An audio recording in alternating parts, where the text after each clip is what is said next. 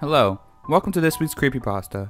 Today will be the Russian sleep experiment, which is read by my good friend Sci-Fi. I hope you guys enjoy. The Russian sleep experiment. Russian researchers in the late 1940s kept 5 people awake for 15 days using experimental gas-based stimulant. They were kept in a sealed environment to carefully monitor their oxygen intake so the gas didn't kill them, since it was toxic in high concentrations.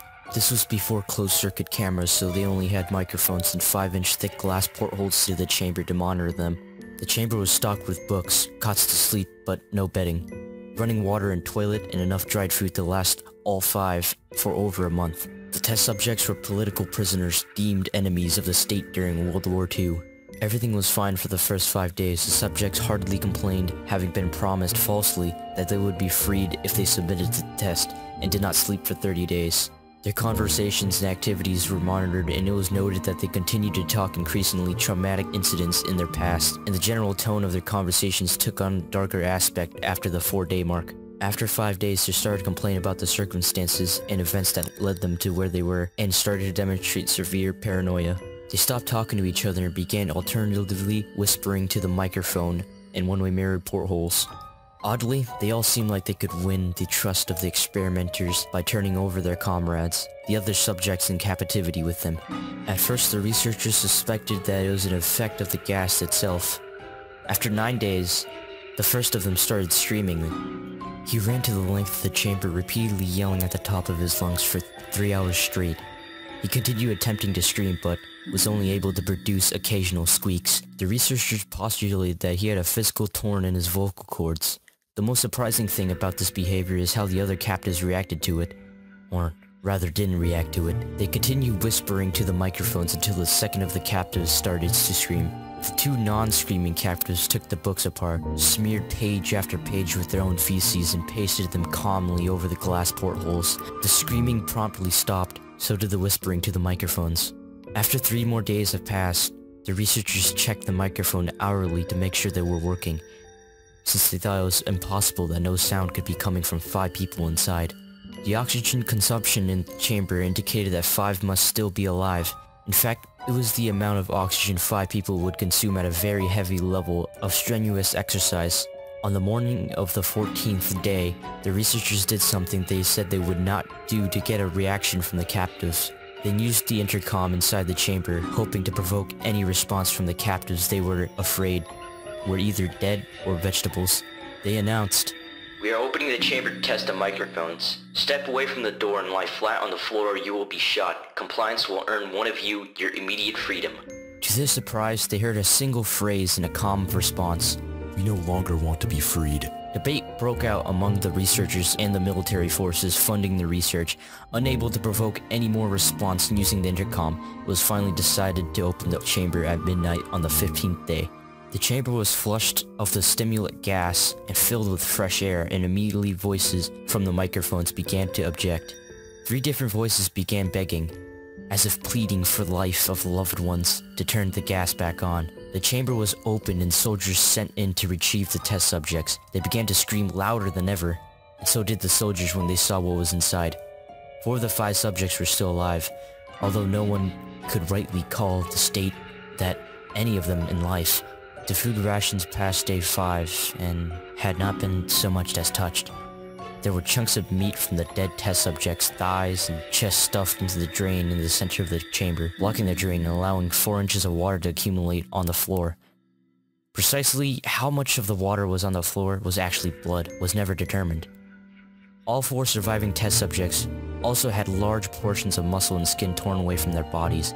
The destruction of flesh and exposed bone on their fingertips indicated that the wounds were inflicted by hand, not with teeth as the researchers initially thought. Closer examination on the position and angles of the wounds indicated that most, if not all of them, were self-inflicted.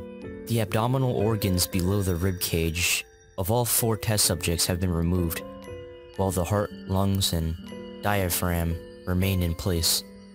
Skin and most of the muscle attached to the ribs have been ripped off, exposing the lungs through the rib cage. All the blood vessels and organs remain intact. They had just been taken out and laid on the floor, fanning out around the eviscerated, but still living bodies of the subjects. The digestive tract of all four could be seen to be working, digesting food. It quickly became apparent that they were digesting was their own flesh that they ripped off and eaten over the course of days. Most of the soldiers were Russian special operatives at the facility, but many refused to return to the chamber to remove the test subjects. They continued to scream to be left in the chamber and alternatively begged and demanded that the gas be turned back on, lest they fall asleep.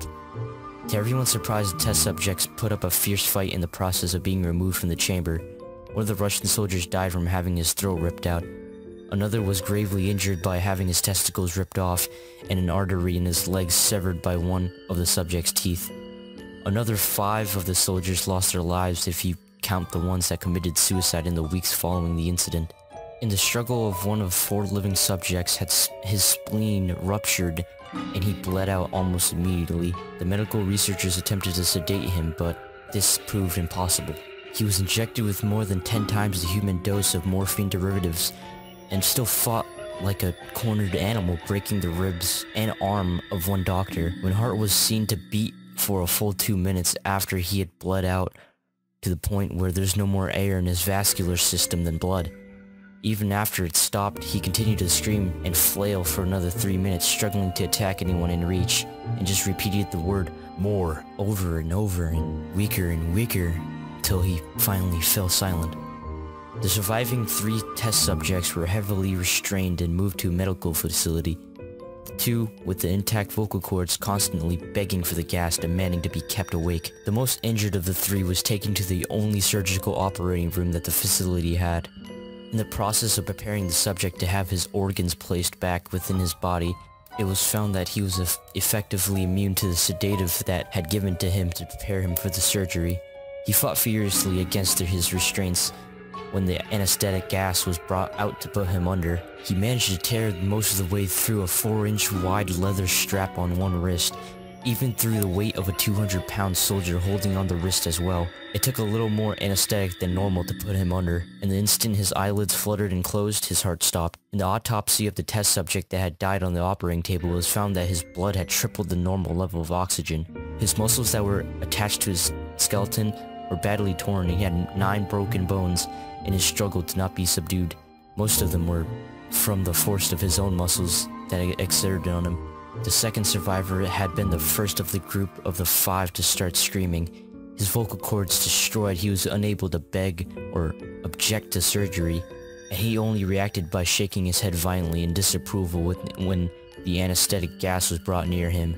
He shook his head yes when someone suggested, reluctantly, they tried the surgery without anesthetic, but did not react for the entire 6-hour procedure of replacing his abdominal organs and attempting to cover them with what remained of his skin. The surgeon presiding stated repeatedly that it should be medically possible for the patient to still be alive. One terrified nurse assisting the surgery stated that she had seen the patient's mouth curl into a smile several times whenever his eyes met hers. When the surgery ended, the subject looked at the surgeon and began to wheeze loudly. He attempted to talk while struggling. Assuming this must be something of drastic importance, the surgeon had a pen and pad fetched so the patient could write his message. It was simple. Keep cutting. The other 2 test subjects were given the same surgery, both without anesthetics as well. Although they had to be injected with a paralytic for the duration of the operation, the surgeon found it possible to perform the operation while the patients had laughed continuously. Once paralyzed, the subjects would follow the attending researchers with their eyes. The paralytic cleared their system. In the abnormally short period of time, they were soon trying to escape their bonds. The moment they could speak, they were again asking for the stimulant gas. The researchers tried asking why they had injured themselves and why they wanted to be given the gas again. Only one response was given. I must remain awake. All 3 subjects' restraints were reinforced and they were placed back into the chamber awaiting determination as what should be done with them. The researchers, facing the wrath of the military benefactors for have failed the stated goals of their project, considered euthanizing the surviving subjects. The commander officer, an ex-KGB, instead saw potential and wanted to see what would happen if they were put back on the gas. The researchers strongly objected, but were overruled. In preparation for being sealed in the chamber again, the subjects were connected to an EEG monitor and had their restraints padded for long-term confinement. To everyone's surprise, all three stopped struggling for the moment it was let slip that they were going back on the gas. It was obvious that at this point all three were putting up a great struggle to stay awake. One of the subjects that could speak was humming loudly and continuously. The mute subject was straining his legs against the leather bonds with all his might. First left, then right, then left again for something to focus on. The remaining subject was holding his head off his pillow and blinking rapidly. Having been the first to be wired for EEG, most of the researchers were monitoring his brainwaves in surprise. They were normal most of the time, but sometimes flatlined inexplicably. It looked as if he were repeatedly suffering brain death before returning to normal. As they focused on papers scrolling out of the brainwave monitor, only one nurse saw his eyes slip shut at the same moment his head hit the pillow. His brainwaves immediately changed to that of deep sleep, then flattened for the first time as his heart simultaneously stopped. The only remaining subject that could speak started screaming and to be sealed in now. His brainwaves showed that it's the same flatline as the one who just died from falling asleep. The commander gave the order to seal the chamber with both subjects inside, as well as three researchers. One of the named three immediately drew his gun and shot the commander point blank between the eyes, then turned the gun on the mute subject and blew his brains out as well. He pointed his gun at the remaining subject, still restrained to a bed as the remaining members of the medical and research team fled the room. "I won't be locked in here with these things, not with you," he screamed at the man strapped on the table. "What are you?" he demanded. "I must know." The subject smiled. Have you forgotten so easily? The subject asked. We are you. We are the madness that lurks within you all, begging to be free at every moment in your deepest animal mind. We are what you hide from your beds in every night. We are what you sedate into silence and perilous when you go into the nocturnal haven where we cannot tread. The researcher paused, then aimed high at the subject's heart and fired. The EEG flatlined as the subject weakly choked out. So nearly free.